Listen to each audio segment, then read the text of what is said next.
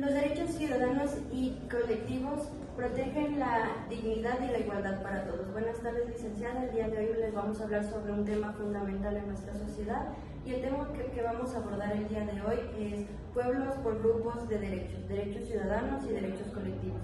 El día de hoy yo les voy a hablar un poco sobre el tema abordado, y es que en nuestra sociedad existen dos tipos importantes de derechos ciudadanos que son individuales y forman parte de nosotros y influyen como el derecho a la votación, a la libertad de expresión y el acceso a la educación.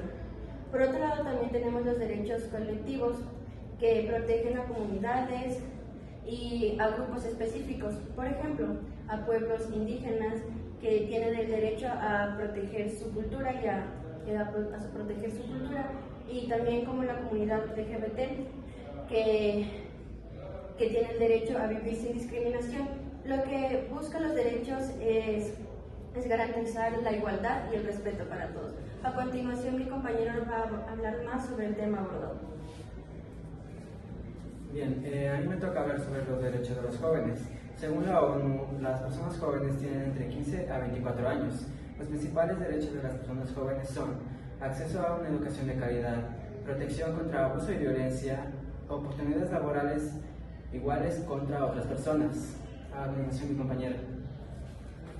Yo voy a hablar del derecho de las mujeres. El derecho de las mujeres garantiza la igualdad de género y la eliminación de la discriminación histórica. Entre los derechos de las mujeres están el derecho al voto y la participación política. Este derecho garantiza que todas las mujeres tienen el derecho de sufragar en elecciones y referendos. La participación política no solo implica el votar, sino también implica el ocupar cargos en instituciones gubernamentales, entre otras. También tenemos el derecho a la igualdad salarial y laboral. Este derecho garantiza que entre tanto hombres como mujeres deben recibir el mismo salario por realizar el mismo trabajo o trabajos del mismo valor. Tenemos el derecho a la protección contra la violencia de género. Este derecho habla de que las mujeres deben estar libres de todo tipo de violencia, incluyendo la violencia física, sexual, psicológica y económica. Y por último, el derecho a la salud sexual y reproductiva. Este derecho garantiza que todas las mujeres deben recibir un servicio de salud en el que se les incluya información sobre métodos anticonceptivos, atención prenatal, parto seguro y atención postnatal. A continuación, mi compañero. Voy a hablar de los derechos de las nacionalidades y pueblos indígenas. Ellos tienen su propia autodeterminación, lo que conlleva sus propios gobernantes y sus propias leyes. Esto ayuda a la conservación de sus territorios, sus lenguas, sus costumbres y sus tradiciones. A continuación, mi compañero. Los principales derechos son autodeterminación, respeto a su lengua y costumbres, protección de tierra y territorio y consulta previa ante proyectos relacionados a su territorio. En Ecuador reconoce a 14 nacionalidades y 18 pueblos y garantiza sus derechos. A continuación, mi compañero. Bueno, derechos de la comunidad LGBTIQ+. Los derechos de la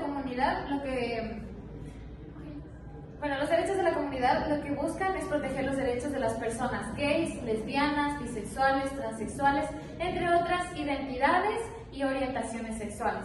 Entre los principales derechos se encuentran la protección a la discriminación, el acceso a un matrimonio y una adopción igualitaria, también el acceso a la educación y a la salud libre de discriminación, además del derecho al libre desarrollo de su orientación sexual. Gracias. Yo le voy a hablar sobre los derechos de los activistas y defensores de los derechos humanos. Esto es una protección especial para los defensores de los derechos humanos y de la justicia social. ¿Cuáles son estos derechos? Estos derechos son protección ante las amenazas, acceso a la justicia contra las agresiones y derecho a la expresión y manifestación propia. Y se dice que en Latinoamérica existe un grupo de organizaciones de los derechos humanos que denuncian la criminalidad listas de activistas por defender los derechos de los indígenas. A continuación, mi compañero. Y en conclusión, la protección de los derechos ciudadanos y colectivos es fundamental para lograr una sociedad más equitativa y justa. Aunque ya se han conseguido algunos avances, aún enfrentamos algunos retos que se necesita el apoyo y el trabajo de todos. Es fundamental trabajar juntos para así poder lograr que todas las personas y todas las comunidades tengan una vida digna, con respeto y sin miedo a la discriminación, y así lograr un futuro mejor para todos. Gracias.